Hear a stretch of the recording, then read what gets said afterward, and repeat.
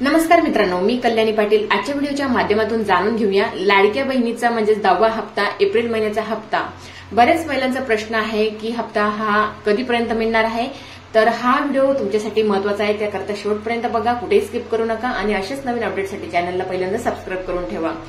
तर जे काही महिला भगिनी असतील त्यांचा 10वा हप्ता हा एप्रिल महिन्याचा हप्ता म्हणजेच त्यांच्या खात्यात वितरित व्हायला सुरुवात झालेली आहे।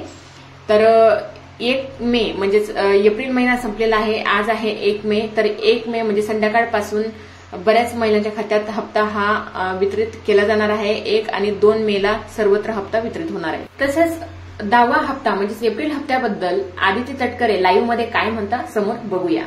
जे आहे ती काही रखडलेले नाही, आम्ही वेळोवेळी त्या संदर्भातला आढावा घेत असतो आणि मानधन जे वेळेवर त्यांच्यापर्यंत उपलब्ध व्हावं या दृष्टिकोनातून विभाग आम्ही त्याच्यावर अतिशय बारकाईने लक्ष केंद्रित करून असतो। महिना टू महिना त्यांचं मानधन जे आहे हे त्यांच्यापर्यंत पोहोचलेलं आहे।